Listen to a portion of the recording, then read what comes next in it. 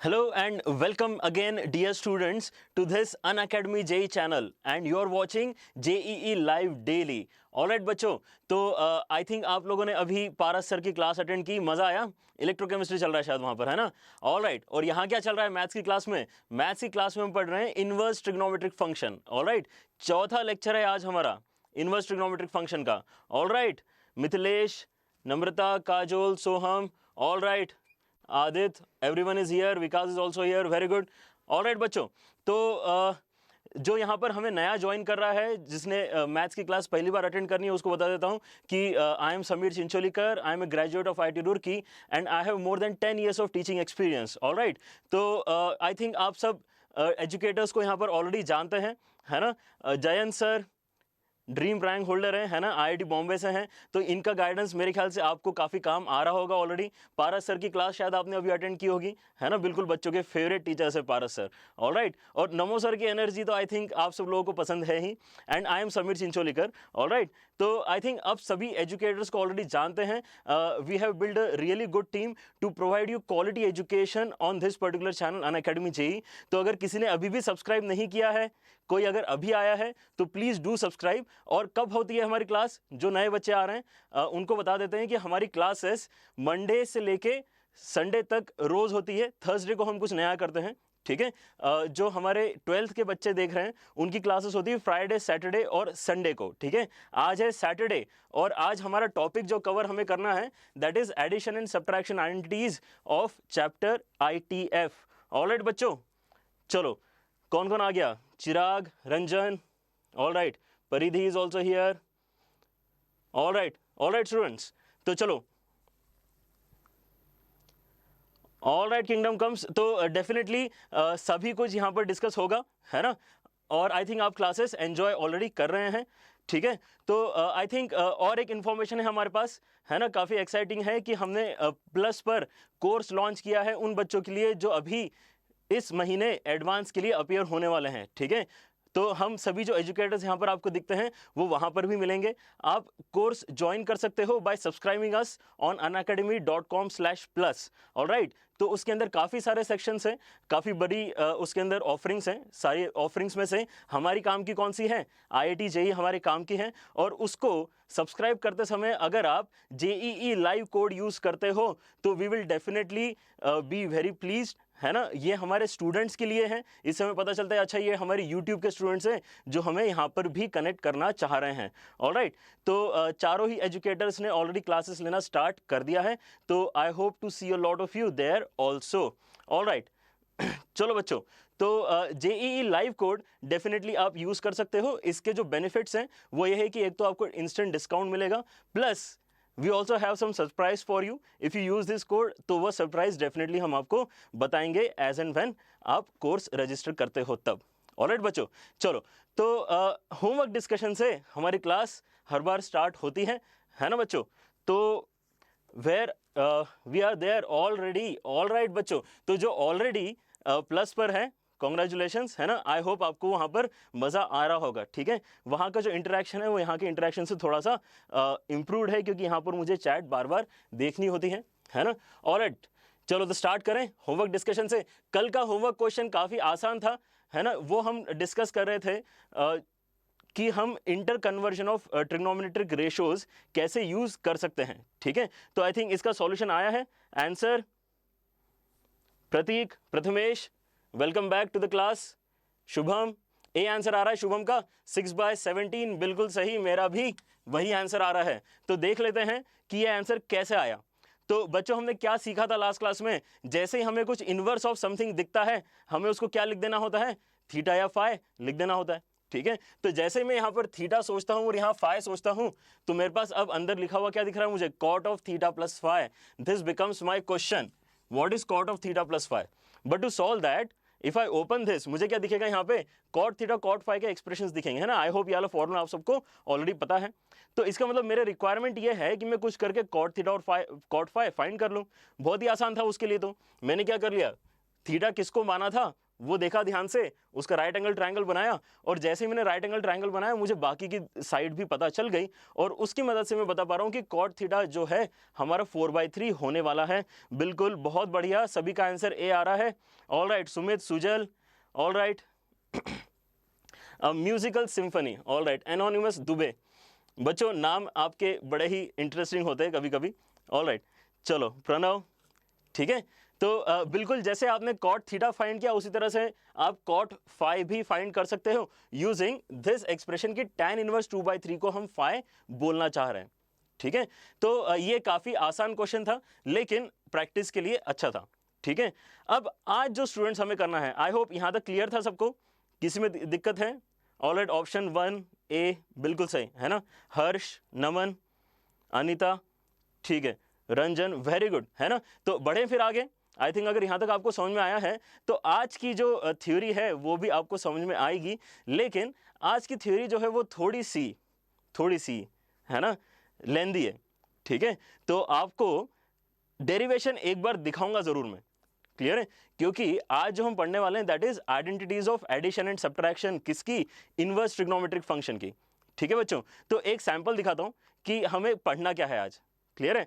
तो हमें यह देखना है आज कि sine inverse of x plus y, अगर कोई हमसे पूछ रहा है तो आप उसको सिंप्लीफाई करके sine inverse of some single quantity अगर बताना चाह रहे हो तो वो कैसे निकालेंगे, ठीक है। अगर कोई आपसे पूछता है sine inverse of 1/2 plus sine inverse of 1/3 कितना होना चाहिए, तो उसको आप साइन इनवर्स ऑफ क्या बोलोगे, वो ये फॉर्मूला यहां पर निकाल के बताएगा, ठीक है।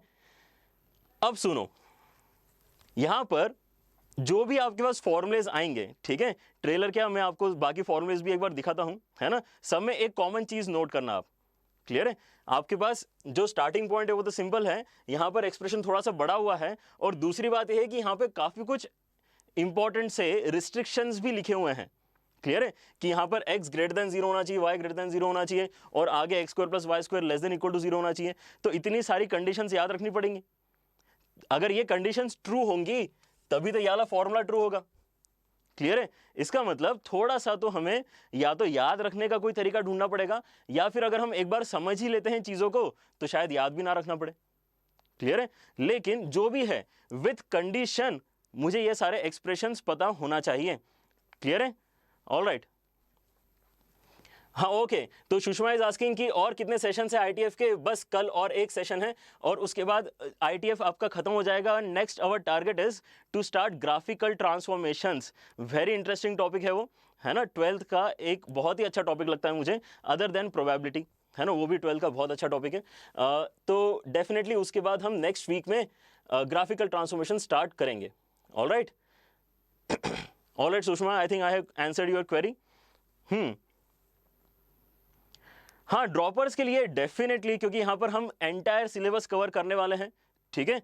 तो डेफिनेटली आपको यहां पर बेनिफिट होगा, अगर आप ड्रॉपर्स हो, रिपीटर हो, तो भी आपके लिए बेनिफिशियल है। लेकिन for the sake of convenience we have divided this particular flow of content into 2 parts, कि 11th के बच्चों ने क्या देखना चाहिए और 12th के बच्चों ने क्या देखना चाहिए। For repeaters I am saying this again कि आपने दोनों क्लासेस अटेंड करना चाहिए, because it is important year for you all people, है ना। आपको इस साल रिजल्ट निकाल के देना है, we are here for you, लेकिन आपको थोड़ी मेहनत अपने साइड से भी करनी रहेगी। क्लासेस अटेंड दोनों की करनी पड़ेंगी, 11th की भी और 12th की भी। ऑलराइट बच्चों, चलो तो देखो ये पहला फॉर्मूला है जो हम समझेंगे आज। दूसरा ऐसा कुछ है, ये क्या है, ये भी कॉस इनवर्स वाला फॉर्मूला है, ठीक है। ऐसा ही मेरे पास एक tan इनवर्स वाला फॉर्मूला है कि tan inverse of x plus tan inverse of y कितना होना चाहिए, क्लियर है। तो अब सभी में देखो क्या है, कुछ तो एक्सप्रेशन है, साथ में कंडीशन भी लिखी हुई है, क्लियर है। अगर आप डायरेक्टली इतने सारे फॉर्मुलेज याद करने की कोशिश करोगे विदाउट अंडरस्टैंडिंग, तो कहीं ना कहीं तो गलती करोगे ना, करोगे कि नहीं। किसी ने इसको लेस देन लिख दिया, उसको ग्रेटर देन लिख दिया, हो गई गलती, क्लियर है। तो जब चीजें इतनी बड़ी होती हैं और कॉम्प्लिकेटेड होती हैं, it is always better to understand कि वो आया कहां से। अगर आपको पता रहेगा तो याद रखने में आसान होगा। इन दी एंड हम ये भी सोच लेंगे कि अब इसको याद रखेंगे जल्दी, आसान से तरीके क्या हैं, लेकिन पहले समझो इस चीज को कि ये आया कैसे, ठीक है। Let us start with that कि sine inverse of x plus sine inverse of y अगर मुझसे कोई पूछता है तो मैं उसका एक्सप्रेशन क्या बताऊंगा, क्लियर है। तो जैसे ही बच्चों हमें साइन इनवर्स ऑफ x दिखा, हमने उसको क्या बोल देना चाहिए, थीटा बोल देना चाहिए, यही सीखा है हमने, है ना। चलो अभी यहाँ ध्यान दो डेरिवेशन के ऊपर, उसके बाद मैं देखता हूँ आप क्या पूछ रहे हो क्वेरीज मुझसे। लेकिन अभी के लिए यहाँ देखो, क्योंकि मैं चाह रहा हूँ कि आपका डेरिवेशन का कोई स्टेप छूटे ना, है ना। अगर एक भी डेरिवेशन आपको समझ में आया, पहली आइडेंटिटी का भी अगर डेरिवेशन समझ में आया, तो बाकी आपको आसानी से समझ में आ जाएंगे, इसकी मेरी गारंटी है, ठीक है। तो इसको ध्यान से सुनो। लेकिन तो साइन इनवर्स एक्स को मैं थोड़ी देर के लिए थीटा बोल रहा हूं, क्लियर है। अच्छा, अब साइन इनवर्स एक्स को अगर मैं थीटा बोल रहा हूं, तो थीटा कहां से कहां तक हो सकता है? तो थीटा -π/2 से π/2 हो सकता है, क्योंकि साइन इनवर्स एक्स का आंसर कहां से कहां तक आता है? -π/2 से π/2 आता है। अच्छा, लेकिन अगर मैं ये कंडीशन याद रखता हूं कि मेरे पास जो भी इनपुट रहेगा एक्स और वाई वो ऑलवेज पॉजिटिव ही है, अगर मैं ये गारंटी कर देता हूं कि ये ऑलवेज पॉजिटिव है, तो अगर मेरे पास पॉजिटिव इनपुट ही गया x, तो उस केस में sign inverse of positive quantity कहां से कहां तक हो सकती है? तो उस केस में थीटा मेरा बस 0 से π/2 ही हो सकता है, ठीक है। क्यों ऐसा लिख रहा हूं? सिंस मैं किस कंडीशन के अंडर इसको सॉल्व करना चाह रहा हूं, x ग्रेटर देन और इक्वल टू 0। यहां तक आ रही बात समझ में? सुने फिर आगे। अब बच्चों को कंफ्यूजन आएगा कि अगर x ग्रेटर देन और इक्वल टू 0 के लिए आप ये पूरा करके दिखाओगे, तो लेस देन 0 के लिए क्या करना होगा अगर क्वेश्चन आता है तो, ठीक है। तो देखो हम यहां पर बस 6 आइडेंटिटीज पढ़ने वाले हैं, है ना। 3 एडिशन की और 3 सब्ट्रैक्शन की। वो 3 आइडेंटिटीज अगर आप इन रिस्ट्रिक्शन के साथ पढ़ते हो तो आपको किसी भी क्वेश्चन में दिक्कत नहीं आएगी, क्योंकि आपने ऑलरेडी काफी सारी प्रॉपर्टीज पहले पढ़ी हुई है, क्लियर है। तो ऐसा सुनो कि अगर मुझसे कोई पूछ रहा है sine inverse of half plus sine inverse of 1/3 या sine inverse of 1/4 plus sine inverse of 1/3, ऐसा कुछ पूछ रहा है ना, दोनों की वैल्यू नहीं पता हमें, हाफ की वैल्यू तब भी पता है, तो इसको ऐसा कर लो sine inverse of 1/4 plus sine inverse of 1/3, ये कितना होना चाहिए, क्लियर है। तो यहां पर दोनों पॉजिटिव हैं, तो आप तो मान लोगे इस बात को। अगर किसी ने यहां पर ऐसा पूछा कि sine inverse of 1/4 plus sine inverse of -1/3, तो मैं क्या बोलूंगा उसको कि यहां पर माइनस इनपुट तो अलाउड है नहीं, तो क्या करो माइनस वाली प्रॉपर्टी से माइनस बाहर निकाल लो। एक माइनस एक्स वाली प्रॉपर्टी याद है सबको, क्या होता है उस केस में? साइन इनवर्स के केस में माइनस बाहर आ जाता है, तो ये क्या बन जाएगा? Sign inverse of 1/4 minus sine inverse of 1/3, और ऐसा फॉर्मूला हम पढ़ने वाले हैं, क्लियर है। तो मैनेज हो जाएंगी चीजें। अगर आप हर बार ये गारंटी कर सकते हो कि x और y पॉजिटिव हैं यहां पर, तो आपको कम चीजें याद रखनी पड़ेंगी, क्लियर है। इसलिए हम ये कंडीशंस यूज करते हैं, क्लियर है। तो इस टाइप के एक्सप्रेशन में हमेशा हम ये गारंटी करेंगे कि हमें जो इनपुट मिला है वो पॉजिटिव है कि नहीं है, क्लियर है। और अगर पॉजिटिव है तब मेरी बात समझ में आ रही है कि अगर मैं केवल पॉजिटिव इनपुट ले रहा हूं तो उस केस में साइन इनवर्स x बस 0 से π/2 ही जा सकता है, ठीक है। उसी तरह से अगर मैं साइन इनवर्स y को थोड़ी देर के लिए फाई बोलता हूं, तो इसका मतलब फाई भी कहां से कहां तक जाएगा? फाई भी मेरा जाएगा 0 से लेके π/2 तक, क्योंकि मैंने जो y माना है वो भी कैसा है? ग्रेटर देन और इक्वल टू 0 है, सही बात है। ऑल राइट, अब यहां पर देखो कि क्वेश्चन क्या है। क्वेश्चन है sine inverse x plus sine inverse y। हमारे नाम के हिसाब से क्वेश्चन क्या है? What is theta plus phi. तो पहले तो ये देखो कि थीटा प्लस फाई का रेंज कितना है। थीटा प्लस फाई कहां से कहां तक जाएगा? ये भी 0 से π/2 जा सकता है, ये भी 0 से π/2 जा सकता है, तो मिनिमम से मिनिमम ये 0 होंगे, लेकिन मैक्स टू मैक्स ये पाई तक जा सकते हैं। यहां तक आई बात समझ में, ठीक है, कि थीटा प्लस फाई कहां से कहां तक जाएगा। तो अब स्टूडेंट्स हम इसके बाद जो स्टेप समझना चाह रहे हैं वो एक्चुअली इनवर्स ट्रिग्नोमेट्री का स्टेप नहीं है, ये ट्रिग्नोमेट्री का स्टेप है, ठीक है। मैं एक स्टेटमेंट लिख रहा हूं यहां पे जिसका आंसर आप लोगों को पता है ऑलरेडी, ठीक है। वो स्टेप क्या है कि sine of theta plus phi का फॉर्मूला क्या है, ठीक है। Sine of theta plus phi का फॉर्मूला क्या है? तो sine of a plus B का फॉर्मूला यहां पर ओपन कर देते हैं, तो कितना आता है? Sine theta cos phi plus cos theta sine phi, ऐसा कुछ बनता है वो, क्लियर है। तो अब ऐसा सोचो कि अगर साइन थीटा है ना, यहां से मुझे क्या मिलेगा कि sine theta is equal to x है इस सब्स्टिट्यूशन से, और वैसे यहां क्या मिलेगा मुझे? Sine phi is equal to y है इस सब्स्टिट्यूशन से। तो यहां पर यूज कर सकता हूं ना मैं वैल्यू, तो मेरे पास जो आरएचएस में एक्सप्रेशन आ रहा है वो क्या हो जाएगा? साइन थीटा के प्लेस में डायरेक्टली क्या डाल सकता हूं मैं? एक्स, और कॉस फाई है नहीं डायरेक्टली लिखा हुआ है, लेकिन साइन फाई लिखा हुआ है, तो साइन फाई अगर y है तो कॉस फाई कितना हो जाएगा? √1 माइनस y² हो जाएगा। और वैसे ही आगे की कहानी क्या है कि कॉस थीटा क्या होगा? Under root of 1 minus x square, और साइन फाई तो डायरेक्टली आप वाई यूज कर सकते हो, तो हो जाएगा y under root of 1 minus x square. ठीक है, अब थोड़ा कुछ हमें समझ में आया कि ऐसा क्यों किया, क्योंकि ये जो एक्सप्रेशन बना है ये वही एक्सप्रेशन है जो हमें चाहिए। क्लियर है, sine of theta plus phi exactly वही बन गया है जैसा हमें वहां पर चाहिए, है ना, जो हमारा फॉर्मूला है वैसा ये कुछ है। ठीक है, लेकिन ये आंसर किसका है, ये sine of theta plus phi का आंसर है। तो मैं अब अगले स्टेप में क्या सोचता हूं कि दोनों साइड साइन इनवर्स ले लेते हैं, तो मेरा आंसर आ जाना चाहिए। लेकिन दोनों साइड साइन इनवर्स लेने से आंसर आएगा क्या, ये बताओ जरा, क्या सुनना चाह रहे हैं कि साइन इनवर्स लेने से डायरेक्टली थीटा प्लस फाई लिख दूं क्या मैं एलएचएस में, ये हम यहां पर जानना चाह रहे हैं। लेकिन मैं साइन इनवर्स तो ले रहा हूं दोनों साइड।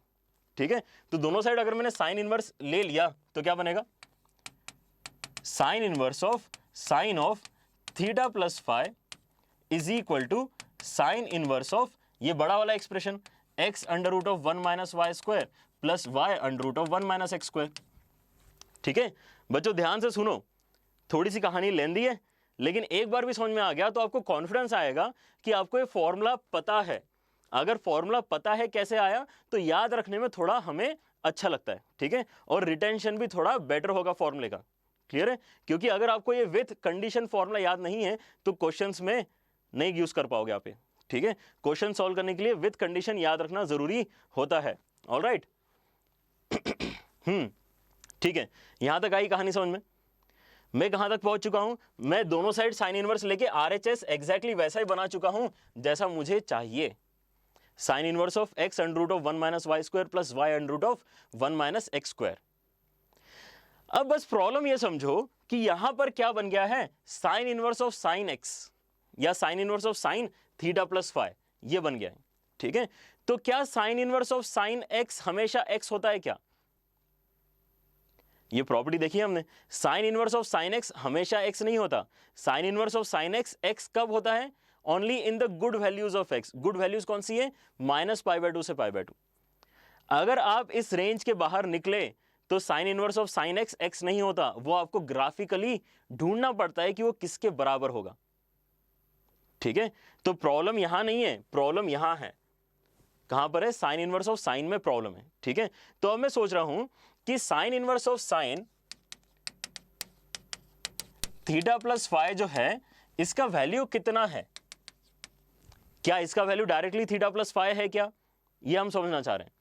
क्या इसका वैल्यू डायरेक्टली लिख दूं, क्योंकि ये इनवर्स है और ये ट्रिग्नोमेट्रिक फंक्शन है, तो क्या ये ऐसा कैंसिल हो जाते हैं क्या, और डायरेक्टली थीटा प्लस फाई आता है क्या, हर बार नहीं आता। ठीक है, ये हमने बिल्कुल इनिशियल लेक्चर में डिस्कस किया था, जहां पे सेकंड लेक्चर में डिस्कस किया है, जहां पर प्रॉपर्टीज हमने ध्यान से देखी है। ठीक है, ऑलराइट, तो जब भी sign inverse of sine x मुझे सॉल्व करना होता है, मैं क्या करता हूं, मैं ग्राफ बनाता हूं साइन इनवर्स साइन एक्स का। ठीक है, तो वो ग्राफ कैसा आता है, ऐसा कुछ आता है। स्टूडेंट्स ग्राफ याद कर लेना, इनवर्स में काफी हेल्प हो जाएगी क्वेश्चन सॉल्व करने के लिए। ठीक है, थोड़ा बेसिक सा आइडिया होना चाहिए कैसा होता है। 0 से ये वाला जो अपर मोस्ट पॉइंट है ये आता है π/2, ये वाला पॉइंट आता है पाई। ठीक है, और सिमेट्री अगर देखोगे तो ये -π/2 और -π ऐसी मार्किंग आ जाएगी यहाँ पे। ठीक है, ऑलराइट, तो अब ये क्या बताता है, ये ग्राफ किसका है, ये y is equal to sine inverse sine x का ग्राफ है। ठीक है, तो अब ये देखो कि आपका इनपुट जो यहां पर ग्राफ में x है, लेकिन हमारे एक्सप्रेशन में थीटा प्लस फाई है, वो इनपुट कहां से कहां तक लाई कर सकता है। ठीक है, सुनते जाओ।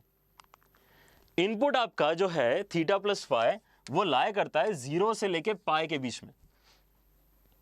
ठीक है, ये डिस्कशन हमने पहले कर लिया है। थीटा प्लस फाई लाई करता है 0 से लेके पाई के बीच में। तो अगर आप 0 से लेके पाई के बीच में एनालाइज करोगे तो आपको एक्चुअली दो अलग अलग लाइन सेगमेंट दिखाई देंगे। 0 से लेके π/2 में एक ऊपर जाने वाला लाइन सेगमेंट और π/2 से पाई में एक नीचे आने वाला लाइन सेगमेंट। ठीक है, क्योंकि वो दोनों लाइन सेगमेंट्स अलग अलग है, उनकी इक्वेशंस भी अलग अलग होगी, और इसका मतलब जो रिजल्टेंट एक्सप्रेशन आएगा sine inverse of sine x का वो अलग अलग आएगा। ठीक है, लगे रहो, है ना, आएगा, अभी नहीं तो कभी समझ में बक कैसे आएगा। ठीक है, ऑलराइट, तो ये जो इक्वेशन है ये लिखना आसान है। ये कौन सी वाली इक्वेशन है, ये तो y इक्वल टू एक्स है।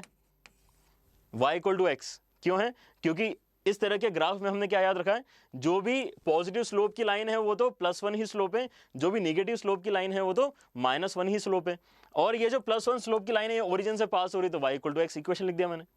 वैसे ही जो दूसरी लाइन सेगमेंट आपको दिख रही है, जो दूसरी लाइन सेगमेंट आपको दिख रही है उसका इक्वेशन कैसे सोच सकते हो आप, क्योंकि ये -1 स्लोप की लाइन है तो y = -x तो होगा ही, लेकिन पाई डालने पर 0 आता है इसलिए +π। ठीक है, तो मैंने इन दोनों का इक्विवेलेंट लिखा। इन दोनों के इक्विवेलेंट से हमें समझ में आ रहा है कि sine inverse of sign x, ये जो अलग अलग रेंज है इनपुट की, वहां पर कैसे आउटपुट जनरेट करने वाले हैं। ठीक है, ऑलराइट। तो अब मैं देखता हूं कि मेरा इनपुट तो x नहीं है ना, मेरा इनपुट तो क्या है थीटा प्लस फाई। इसका मतलब मेरा आंसर भी थीटा प्लस फाई के टर्म्स में ही कुछ ना कुछ आना चाहिए।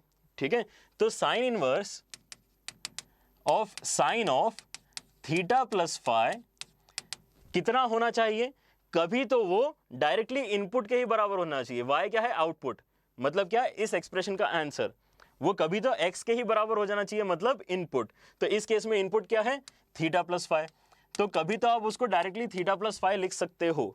ठीक है, लेकिन कब लिख सकते हो, जब इनपुट आपका 0 से π/2 के बीच में होगा तब। ठीक है, इनपुट क्या है थीटा प्लस फाई, मतलब थीटा प्लस फाई जब आपका π/2 और 0 के बीच में होगा तब ऐसा आप कर सकते हो। ठीक है, अदरवाइज क्या करना होगा, अदरवाइज आपको π/2 से π वाली रेंज का डिस्कशन करना पड़ेगा, जिस केस में आपका आंसर आएगा π-x, लेकिन हमारे केस में x क्या है थीटा प्लस फाई। ठीक है, तो ये क्या बनने वाला है π - थीटा प्लस फाई। ठीक है, और ऐसा कब होगा, जब आपका इनपुट x लाई करेगा π/2 से π के बीच में। ठीक है, तो इसको और कंप्लीट कर लेते हैं।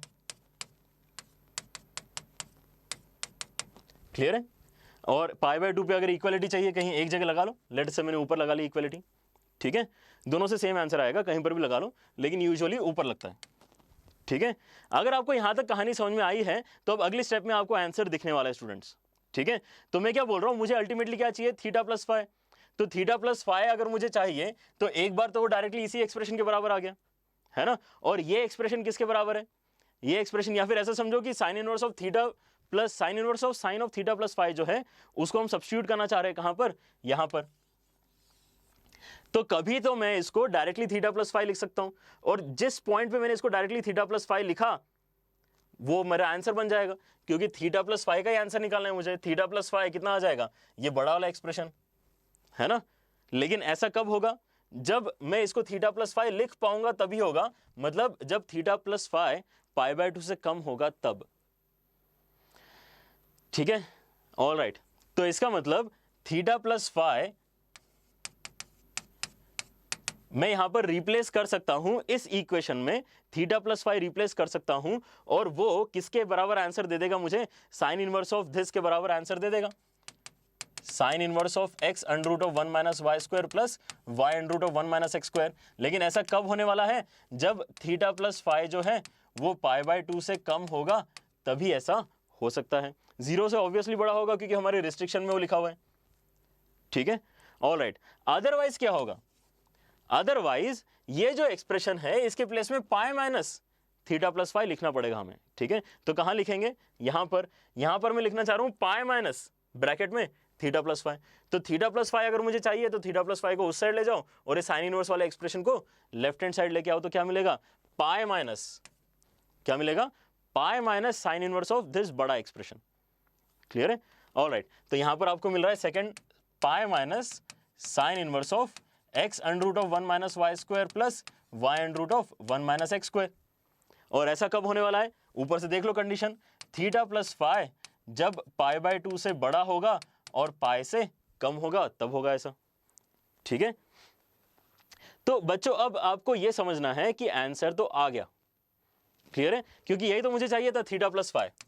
क्यों चाहिए था, क्योंकि मेरा क्वेश्चन ये था कि sine inverse of x plus sine inverse of y कितना होता है, मैंने उनका नाम थीटा और फाई रख दिए थे, तो मेरा आंसर आ गया कि नहीं, कि sine inverse of x plus sine inverse of y क्या होना चाहिए, साइन इनवर्स ऑफ दिस बड़ा एक्सप्रेशन होना चाहिए, या फिर π - साइन इनवर्स ऑफ दिस बड़ा एक्सप्रेशन होना चाहिए।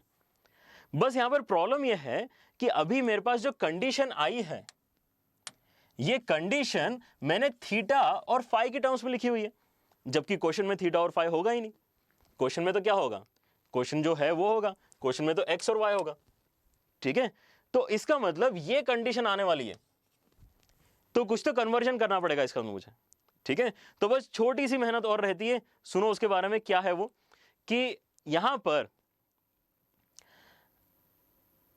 अगर मैं ये सॉल्व करूं कि theta plus phi less than equal to pi by 2 का मतलब क्या है, तो मेरा इक्वेशन भी आ जाएगा कि रिस्ट्रिक्शन जो है वो एक्स और वाई के टर्म्स में कैसी दिखनी चाहिए, ठीक है।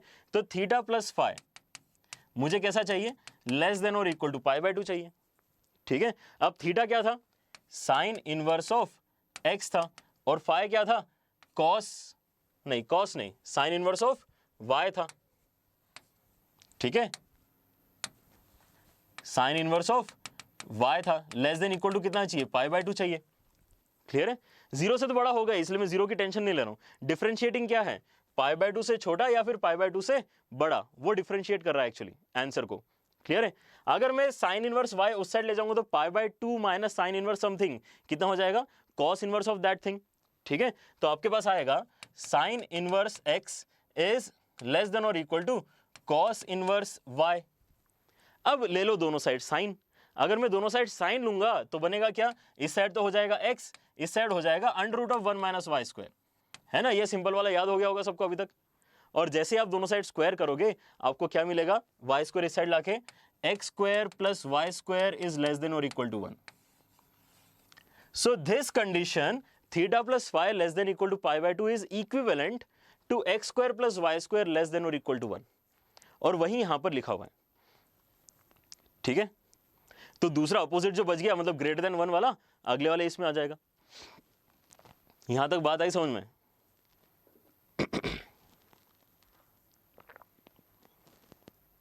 ऑलराइट, चलो। हाँ, तो देखो अब क्या चल रहा है यहां पे चैट में, मेरा पूरा ध्यान एक्सप्लेनेशन पे था।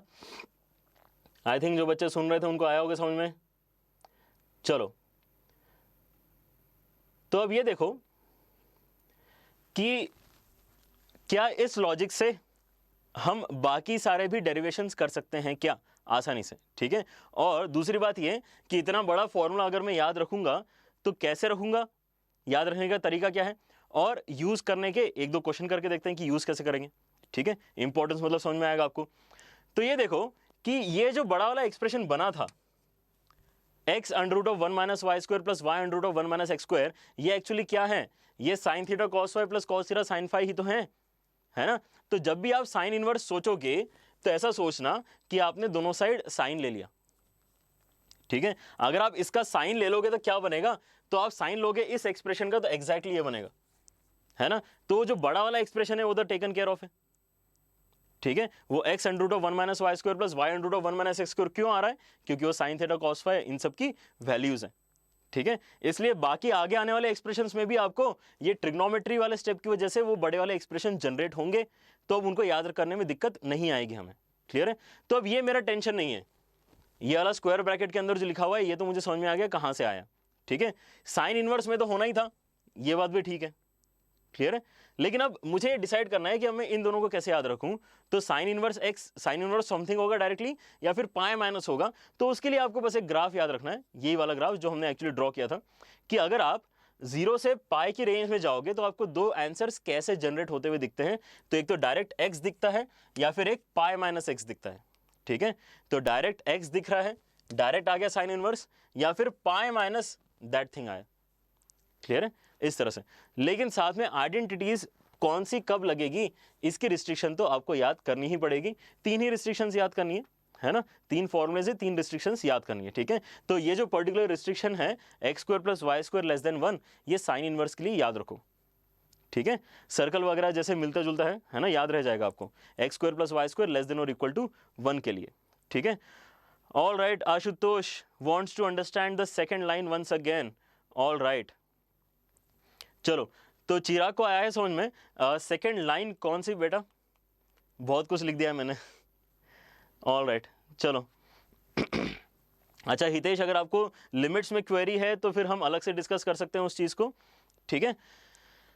लेकिन ऐसा करते हैं कि बिल्कुल सेम कहानी तो नहीं रिपीट कर रहा हूं मैं, क्योंकि आप ऑब्वियसली पीछे जाके जो वीडियो जनरेट होता है आफ्टर लाइव क्लास उसको देख सकते हो, ठीक है, तो आ जाएगा समझ में पक्के से, है ना, क्योंकि एक्चुअल डेरिवेशन करके बता दिया मैंने, क्लियर है, तो आपको आ जाएगा समझ में। मैं ऐसा करता हूँ एफर्ट लगा के आपको नया वाला समझाने की कोशिश करता हूँ, क्योंकि फ्लो तो सेम है सबका। अगर आपको एक भी कोई समझ में आया ना तो बाकी 6 आप खुद से कर लोगे, क्लियर है। समझने की जरूरत है कि कोई भी एक हम सॉल्व करके बताएं, ठीक है। तो बच्चों पहली बात तो ये देखो कि हमें याद हो रहा है कि नहीं फॉर्मूला। अगर याद हो रहा है तो फिर क्वेश्चन में अप्लाई करते आना चाहिए, ठीक है। ऑलराइट, तो इससे पहले कि हम बाकी नए फॉर्मूलेस डेरिवेशन में देखें, एक छोटा सा क्वेश्चन करके देखते हैं, मतलब हमें आएगा फील कि हाँ ये याद करने की जरूरत है, ठीक है। ऑलराइट, तो यहां पर क्या लिखा है, sine inverse of something plus cot inverse of something. अभी कुछ और ही कर दिया इसने, ठीक है। तो हम कभी भी ऐसे दो अलग अलग आईटीएफ के सम या डिफरेंस के फॉर्मूलेस कभी भी नहीं पढ़ेंगे, ठीक है। अगर अंदर नेगेटिव क्वांटिटी है तो उसके भी हम फॉर्मूलेस कभी भी नहीं पढ़ेंगे। हम केवल 6 फॉर्मूलेस याद रखते हैं, क्योंकि उन 6 के साथ में जो रिस्ट्रिक्शंस लिखी हुई हैं उनसे सारे कॉम्बिनेशंस कवर हो जाते हैं, ठीक है। तो मैं क्या बोलूंगा यहाँ पे, मुझे तो साइन इनवर्स का फॉर्मूला आता है, अभी अभी किया है हमने, ठीक है। तो ये तो ऑलरेडी साइन इनवर्स में लिखा है, साइन इनवर्स ऑफ 1/√5, ठीक है।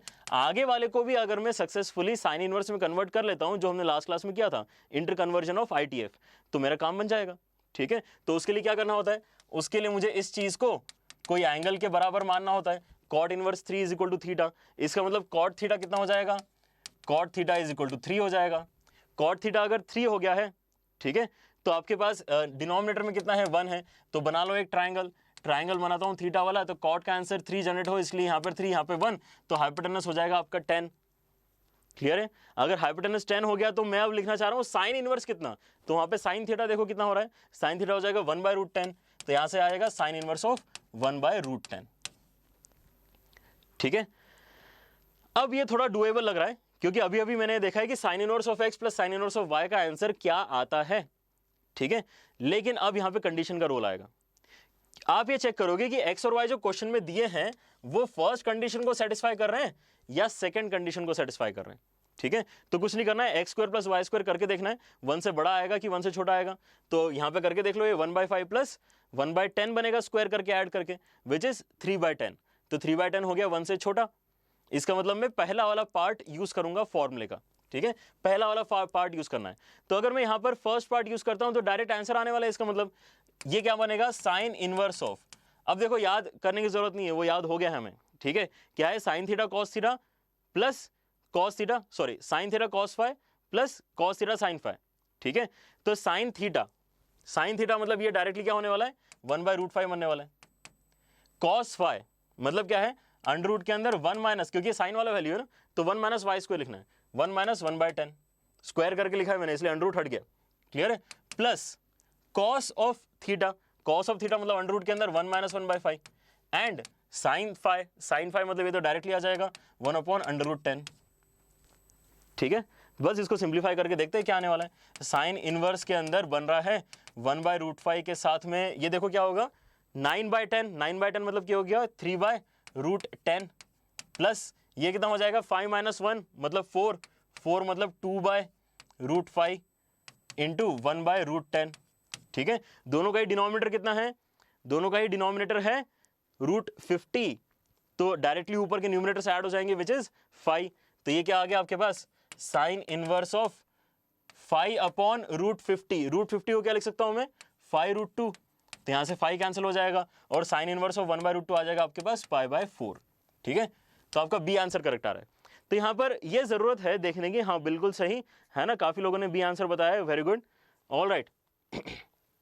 चलो, तो आई थिंक आपको बातें आ रही है समझ में, ये इंपॉर्टेंट समझ में आया कि नहीं कि कंडीशन इंपॉर्टेंट है। अगर इंस्टेड यहां पर कोई दूसरे नंबर्स होते जिनको स्क्वायर करके ऐड करके आपकी वैल्यू अगर 1 के बड़ी आ जाती, तो उस केस में आपको क्या यूज करना पड़ता, पाई माइनस दिस ऐसा यूज करना पड़ता, तो आंसर चेंज होता है उससे, क्लियर है। तो अगर आपको ये फॉर्मूला याद करना ही है तो विद कंडीशन याद करो, विदाउट कंडीशन तो वैसे भी कोई काम नहीं आने वाला है, ठीक है। लेकिन कंडीशन याद रखना आसान है, ऐसा कोई बहुत ज्यादा डिफिकल्ट है नहीं, x² plus y² less than 1 या ग्रेटर देन 1, इतना ही आपको अभी याद करना है। एक्सप्रेशंस जो मेन बड़े वाले हैं वो तो याद हो गए, है ना, वो सिंपल है याद रखना, ठीक है।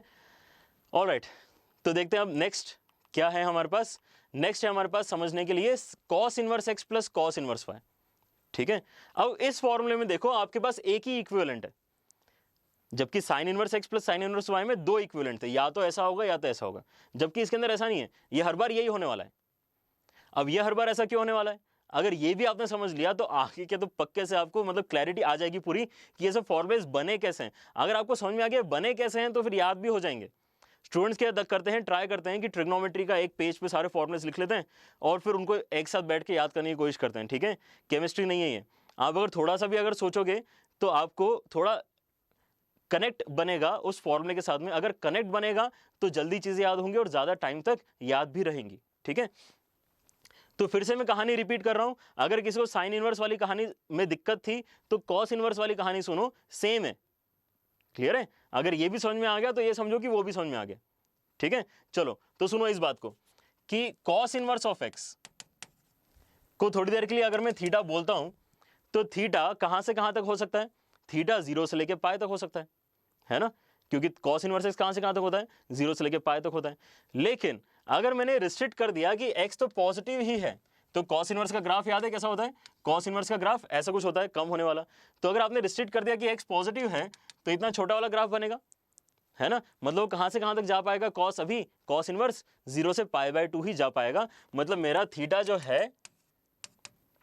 0 से π/2 ही जा सकता है अंडर दिस कंडीशन, ठीक है। वो कंडीशन लिखी हुई है इसलिए हम ऐसा कर सकते हैं, है ना। तो साथ में लिख भी लेते हैं, since x is greater than और इक्वल टू 0। और उसी तरह से अगर मैं cos इनवर्स ऑफ y के बारे में सोचूं तो वो अगर मैं फाई नाम रखता हूं तो मेरे पास क्या होगा? फाई बिलोंग्स टू फिर से 0 से π/2, क्योंकि y भी कैसा है? y भी ग्रेटर देन और इक्वल टू 0 है। तो अगर मैं इन दोनों को ऐड करके देखता हूं, क्योंकि मेन क्वेश्चन तो यही है कि थीटा प्लस फाई का आंसर निकाल के बताओ, तो मैं यहां पे देखता हूं पहले तो कि थीटा प्लस फाई किस रेंज में लाई कर रहा है, कहां से कहां तक लाई कर रहा है। तो लोअर मोस्ट वैल्यू दोनों की ले लो तो 0 और अपर मोस्ट वैल्यू दोनों की ले लो तो π/2, सॉरी पाई, ठीक है। तो ये 0 से लेके पाई तक लाई करता है, ठीक है। तो अब नेक्स्ट स्टेप जो हमने वहां किया था वही स्टेप मैं यहां कर रहा हूं। क्या करना है आपको? ट्रिग्नोमेट्रिक एक्सप्रेशन लिखना है। कौन सा वाला फॉर्मूला लिखेंगे अब की बार? प्लस वाला है ना, तो प्लस वाला फॉर्मूला लिख लो, ठीक है। कौन सा वाला लिखने की सोचेंगे? Cos of theta plus phi, ये लिखने की सोचेंगे, ठीक है। तो cos of theta plus phi open करके कैसा आना चाहिए? Cos theta cos phi minus sine theta sine phi. अब ये वैल्यूज क्या आपको दिख रही हैं? तो हाँ दिखनी चाहिए, क्योंकि इस एक्सप्रेशन से मुझे दिख रहा है कि कॉस थीटा जो है वो तो डायरेक्टली एक्स होता है, और इस एक्सप्रेशन से मुझे दिख रहा है कि कॉस फाई जो है वो वाई होता है, ठीक है। तो अगर यहां पर मैंने एक्स और वाई यूज कर लिया और आगे अगर मैंने साइन थीटा की वैल्यू थोड़ी सी सोची तो यहां पर अगर कॉस थीटा एक्स है तो साइन थीटा कितना होना चाहिए? Under root of 1 minus x square होना चाहिए, और वैसे ही under root of 1 minus y square होना चाहिए। बन गया बड़ा वाला एक्सप्रेशन, ठीक है। ये जो बड़ा वाला एक्सप्रेशन था वो आ गया, क्लियर है। अब अगर मैं इसी इक्वालिटी में दोनों साइड इनवर्स ले लूं, कॉस इनवर्स, तो एग्जैक्टली आ जाएगा जो मुझे आरएचएस में चाहिए, ठीक है। तो अगर मैं दोनों साइड इनवर्स लिखता हूं तो क्या हो रहा है? Cos inverse of theta plus phi is equal to cos inverse of x y minus under root of 1 minus x square under root of 1 minus y square, ऐसा बनता है, ठीक है। तो स्टूडेंट्स हमारे पास आरएचएस पूरा अच्छे से आ गया है। अगर LHS by chance cos inverse cos of theta plus phi, अगर by chance always theta plus phi आप प्रूव कर दो तो आपका आंसर आ जाएगा, क्लियर है। तो उसके लिए क्या करना पड़ेगा आपको? Cos inverse of cos x के ग्राफ को समझना पड़ेगा, ठीक है। तो कॉस इनवर्स कॉस एक्स का ग्राफ कैसा होता है? वो ऐसा कुछ होता है, ऐसे पहाड़ बनाने होते हैं, माउंटेन्स वाला ग्राफ होता है इसका, ठीक है। और माउंटेन्स की जो आपकी लिमिट्स है वो क्या है? पाई यहां पर डलता है और आंसर भी पाई आता है। ये हो गया आपका 2 पाई, ये हो गया 3 पाई, है ना। इस साइड जाओगे तो माइनस पाई, ऐसा ग्राफ होता है कॉस का, कॉस इनवर्स कॉस का, ठीक है। तो आप ये स्टडी करोगे कि आपका जो इनपुट है which is because I need to simplify this, that's why I am drawing the graph, ठीक है। अच्छा, और इसका जो इनपुट है स्पेसिफिकली क्या है? थीटा प्लस फाई, ठीक है। और यहां पर मेरा इनपुट क्या है? एक्स मेरा इनपुट है, ठीक है। अगर मेरा input which is theta plus phi 0 से पाई के बीच में ही वेरी कर रहा है कुछ ना कुछ, तो मैं कौन सा वाला लाइन सेगमेंट यूज करूंगा, तो आपको ये पता चलेगा कि ऑलवेज एक ही लाइन सेगमेंट यूज हो रहा है आपकी बार। क्लियर है? अगर एक ही लाइन सेगमेंट यूज होगा तो मल्टीपल डेफिनेशंस क्रिएट ही नहीं होंगी। साइन इनवर्स में क्यों प्रॉब्लम आया था? क्योंकि 0 से π/2 तक कुछ और हो रहा था, π/2 से पाई में कुछ और हो रहा था, इसलिए मल्टीपल आंसर्स आ रहे थे। ठीक है, ऑलराइट। तो 0 से पाई में अगर ये ऑलवेज ये लाइन सेगमेंट ही होने वाला है, तो ये लाइन सेगमेंट तो y = x है ना, मतलब जो भी इनपुट है वही आउटपुट है। तो हमारा इनपुट क्या है? θ + y, तो यही हमारा आउटपुट हो जाएगा। ठीक है, तो यहां पे एक्स्ट्रा जो कंडीशंस सॉल्व करने वाला एफर्ट था ना यहां पे साइन इनवर्स के केस में, वो एफर्ट यहां पर लगाने की जरूरत नहीं पड़ी हमें। क्लियर है? और यहां पर डायरेक्टली आपका आंसर आप क्या लिख सकते हो? This will be equal to θ + y। Directly आप लिख सकते हो क्योंकि हमारी रेंज फेवरेबल है। ठीक है बच्चों, आई बात समझ में? तो फेवरेबल रेंज जब भी आएगा तो आपका आंसर सिंगल होगा, अगर फेवरेबल रेंज नहीं आएगा तो मल्टीपल आंसर्स जनरेट होंगे। ठीक है, ये आपको यहां से सीख लेना चाहिए ताकि आपके 3 फॉर्मूलेज तो एकदम से याद हो जाएंगे। 3 केसेस में ऐसा होगा कि फेवरेबल रेंज आएगा, है ना, तो उसके अंदर सिंगल सिंगल आपकी डेफिनेशंस बनेंगी। बाकी जो 3 फॉर्मूलेज है उनमें मल्टीपल डेफिनेशंस बनेंगी। ठीक है, अब देखो इस सेकंड फॉर्मूले में तो एक्स्ट्रा कंडीशन आया ही नहीं, एक सिंगल ही आया, तो ये तो याद हो गया होगा अभी तक। ठीक है, ऑलराइट।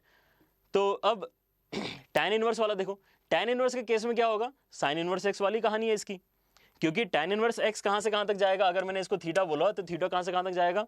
0 से π/2, है ना, -π/2 से π/2 नहीं बोल रहा हूं मैं, 0 से π/2 बोलना स्टार्ट करते हैं, क्योंकि आपका x कैसा है? ऑलवेज पॉजिटिव है।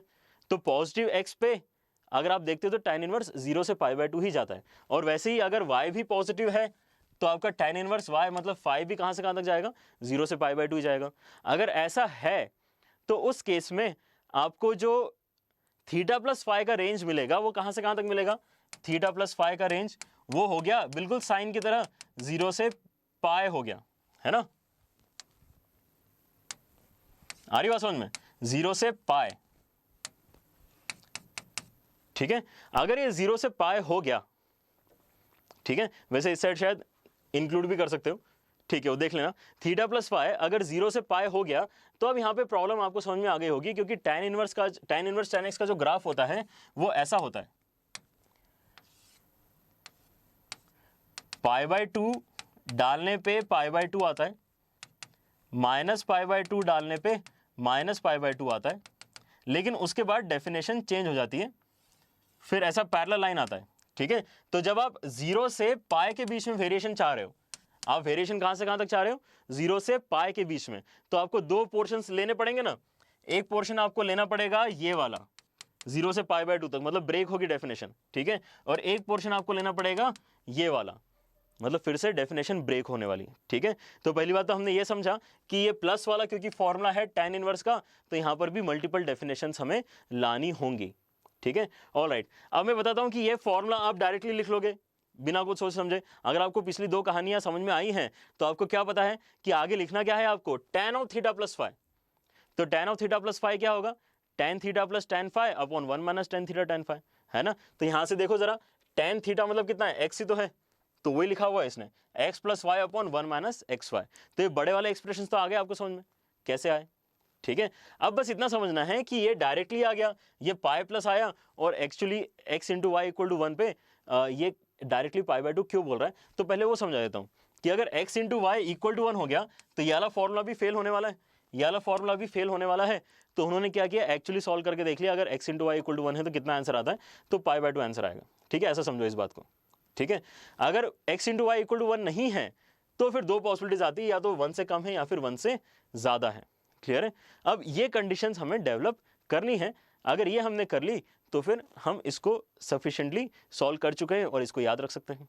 ठीक है, तो कंडीशंस कैसे बनेंगी यहां पर वो देखो कि जब मेरे पास इनपुट π/2 से छोटा होगा तो पहला वाला आंसर आएगा। पहला वाला आंसर क्या है? डायरेक्टली x, मतलब डायरेक्टली tan इनवर्स वाला आंसर। पहला वाला आंसर कब आएगा? जब मेरे पास इनपुट मतलब θ + φ लेस देन π/2 होगा। तो इस छोटी सी बात को लिख के देखो, जब θ + φ लेस देन इक्वल टू नहीं है, इस केस में है क्या, देख लेंगे। अगर मेरे पास theta plus phi less than pi by 2 आएगा, ठीक है। तो क्या करना होगा, तो मेरे पास कंडीशन x और y में कैसे आएगी वो मैं देखना चाह रहा हूं यहां पे।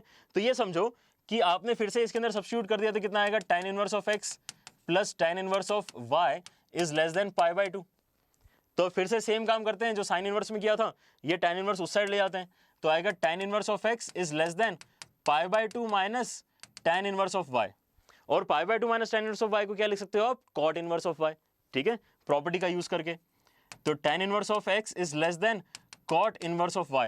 अब दोनों साइड tan ले लो, दोनों साइड अगर tan लोगे तो ये हो जाएगा x और ये हो जाएगा tan of cot inverse y which is 1/y, ठीक है। जैसे आपने ये लिखा, आगे condition x into y less than 1, वही लिखा इसने, x into y less than 1 use करो अगर आपको डायरेक्ट फॉर्मूला यूज करना है तो, या फिर x into y less than 1 होना चाहिए अगर डायरेक्ट फॉर्मूला यूज करना है तो, ठीक है। और दूसरा क्या है, पाई प्लस दिस थिंग।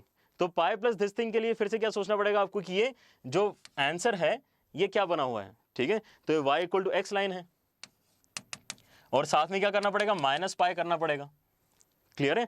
तो इसका मतलब x माइनस पाई लिखना है आपको, लेफ्ट हैंड साइड में x माइनस पाई लिखना है, तो पाई उस साइड चला गया, इसलिए पाई प्लस दैट बड़ा वाला एक्सप्रेशन आपका सेकंड एक्सप्रेशन बना, ठीक है।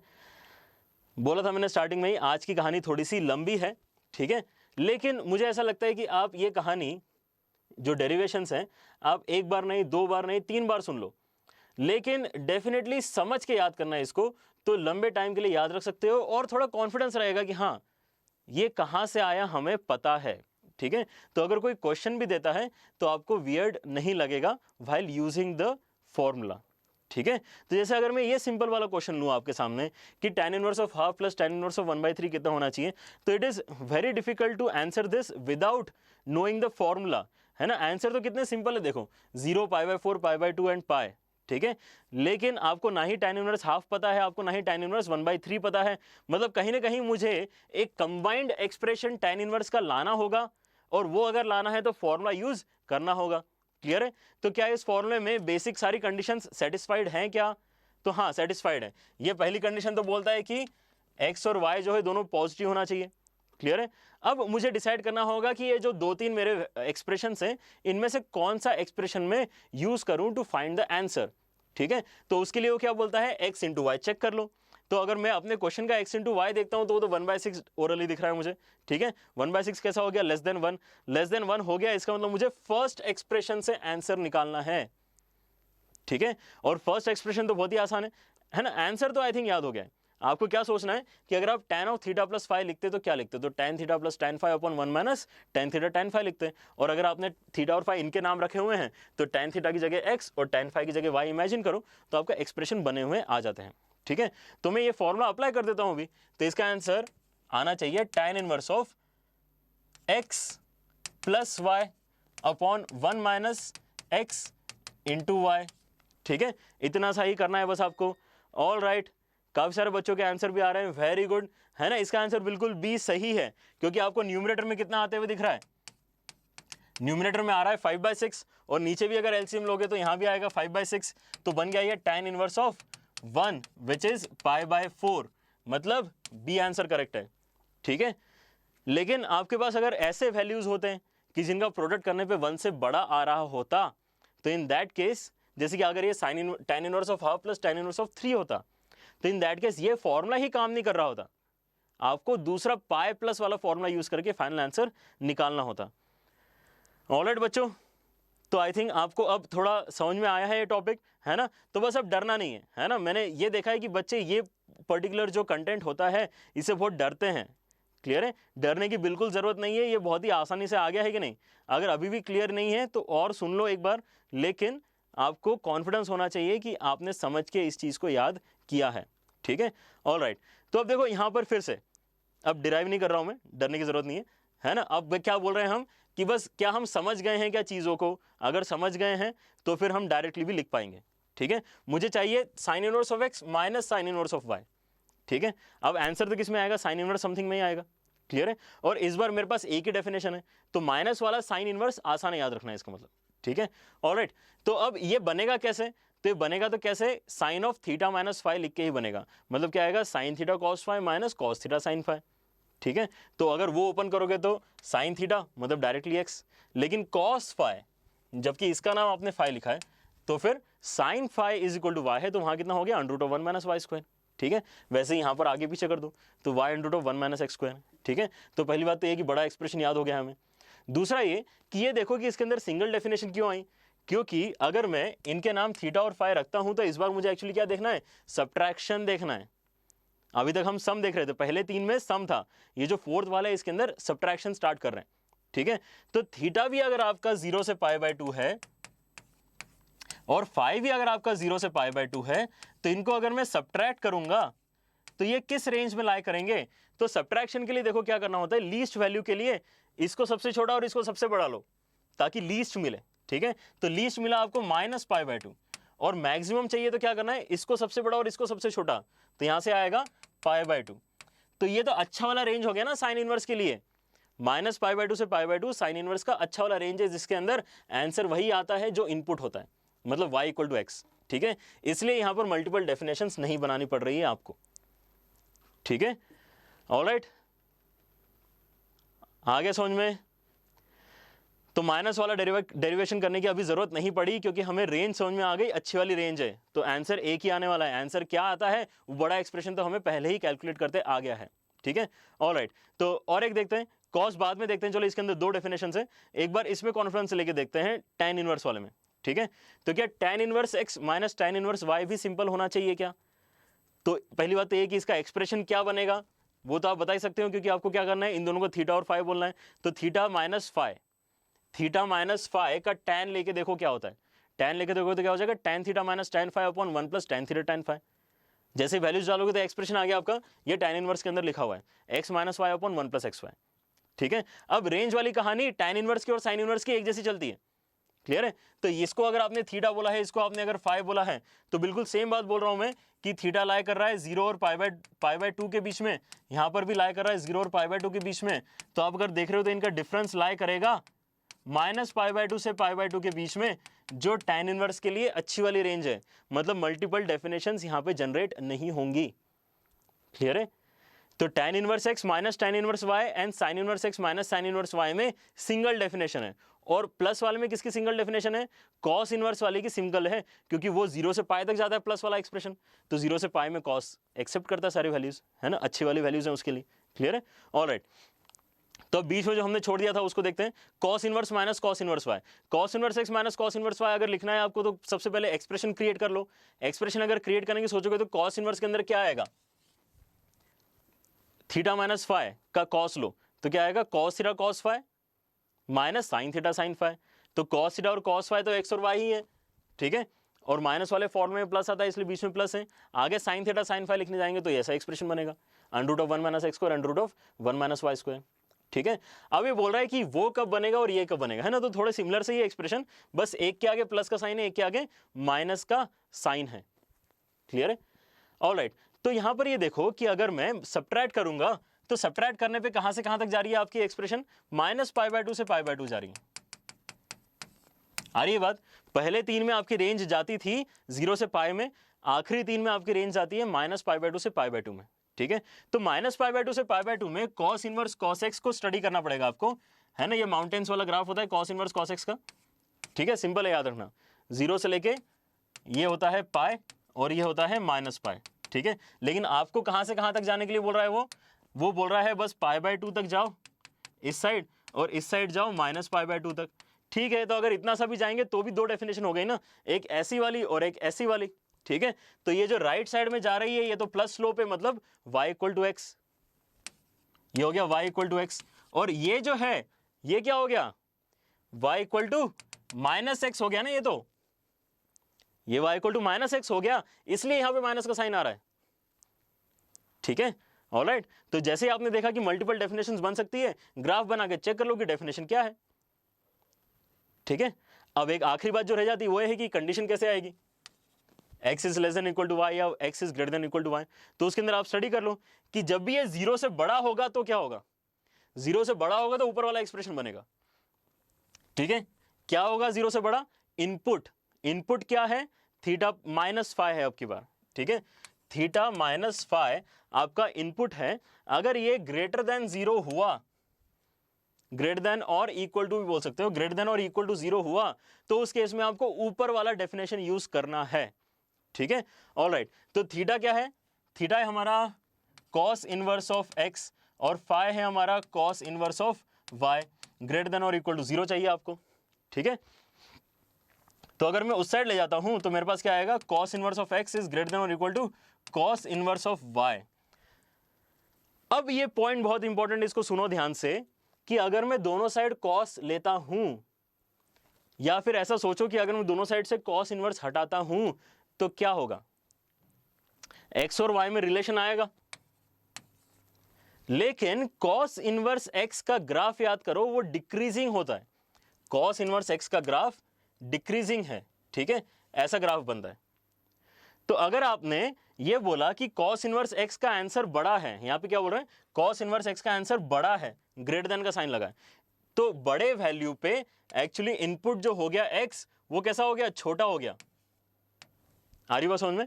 तो डिक्रीजिंग फंक्शन में दिक्कत होती है कि आप अगर वो डिक्रीजिंग फंक्शन हटाते हो तो साइन ऑफ इनइक्वालिटी चेंज हो जाती है, ठीक है। इसलिए x लेस देन y पे पहली आपको डेफिनेशन यूज करनी है, ठीक है, याद रहेगा। तीन कंडीशन से देखो याद करनी है, एक sine inverse x plus sine inverse y के लिए क्या याद करना है आपको, x square plus y square less than और इक्वल टू 1 पे सिंपल वाली डेफिनेशन। आपको tan inverse x plus tan inverse y में क्या याद रखना है, x into y less than 1 पे पहली वाली डेफिनेशन, ठीक है। और cos inverse x minus cos inverse y में क्या ध्यान रखना है, x लेस देन y पे फर्स्ट वाली डेफिनेशन, ठीक है। तो तीनों कंडीशंस बहुत सिंपल है, लेकिन विद कंडीशन याद रखो क्योंकि आपको क्वेश्चन में यूज करवाते हैं वो ये सब चीजें, ठीक है। जैसे कि अगर मैं ये क्वेश्चन बोलूं आपसे करने के लिए, ठीक है, तो अगर ऑलराइट तो अगर मैं इस क्वेश्चन को सिंप्लीफाई करने की सोचता हूं तो देखो ये क्या पूछ रहा है, F x equal to cos inverse x plus cos inverse of x by two plus कुछ तो पूछ रहा है, ठीक है। तो मैं क्या सोचता हूं, instead of applying the formula of cos inverse x plus cos inverse of y, क्योंकि यहां पे वाई बहुत बड़ा है ना, इट डजंट मेक सेंस कि मैं इसको वाई मान के अभी पिछला वाला फॉर्मूला यूज करूं, ठीक है। ये वाला फॉर्मूला तो मैं यूज करना नहीं चाह रहा, लेकिन मुझे क्या दिख रहा है कि वो जो बड़ा सा एक्सप्रेशन है वो काफी कुछ इसके जैसा है, बड़ा है वो, है ना, वो इसके बड़े वाले एक्सप्रेशन से कंपेरेबल है, ठीक है।